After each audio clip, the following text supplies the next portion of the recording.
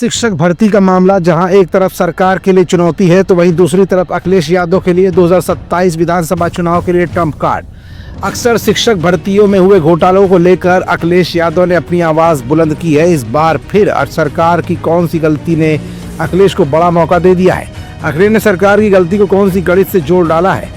योगी सरकार की गणित कमजोर है या मजबूत? अखिलेश किस तरफ इशारा कर रहे हैं?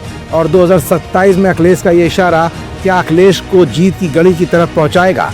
ये कुछ ऐसे सवाल है जिनका जवाब अपनी आज की इस रिपोर्ट में हम आपको दिखाएंगे भी और बताएंगे भी। दरअसल 1,93,000 शिक्षक भर्ती वाले विज्ञापन को लेकर 21 मई को उत्तर प्रदेश सरकार की जमकर फजीहत हुई है।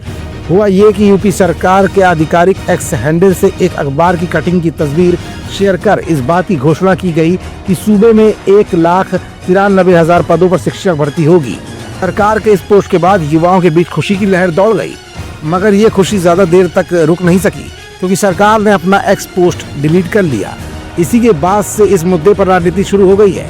अब समाजवादी पार्टी के चीफ अखिलेश यादव ने 1,93,000 के आंकड़े से ये साबित करने की कोशिश की है कि आने वाले विधानसभा चुनाव में सत्ताधारी भाजपा बहुमत का आंकड़ा भी पार नहीं कर पाएगी। योगी सरकार की ऑफिशियल साइट से जैसे ही शिक्षक भर्तियों का विज्ञापन निकाला गया, उसके डिलीट होने के तुरंत बाद सरकार ने यह पोस्ट डिलीट किया, तो अखिलेश ने भी एक ऐसा पोस्ट डाला जो सरकार की 2027 की सारी चुनावी गणित को बिगाड़ने की दम रखता है। अखिलेश ने एक्स पोस्ट पर वार करते हुए कहा कि 1,93,000 शिक्षक भर्तियों में जुमलाई विज्ञापन से जन्मा 2027 के चुनाव में भाजपा की हार का राजनीतिक गणित। अब अखिलेश का ये गणित समझिए।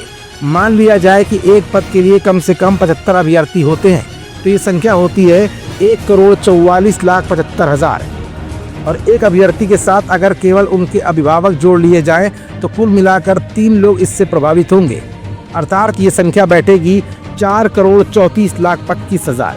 ये सभी वयस्क होंगे, अतः इन्हें 4,34,25,000 मतदाता मानकर अगर उत्तर प्रदेश की 403 विधानसभा सीटों से विभाजित कर दिया जाए, यानी भाग दे दिया जाए, तो ये आंकड़ा लगभग 1,08,000 वोट प्रति सीट पर आएगा। और अगर इसका आधा भी भाजपा का वोट मान लें, चूंकि भाजपा 50% वोटर्स की जुमलाई बात करती आई है, तो लगभग 1,08,000 का आधा मतलब हर सीट पर 54,000 मतों का नुकसान भाजपा को होना तय। इस परिस्थिति में भाजपा 2027 के विधानसभा चुनाव में 2.5 सीटों पर ही सिमट कर रह जाएगी।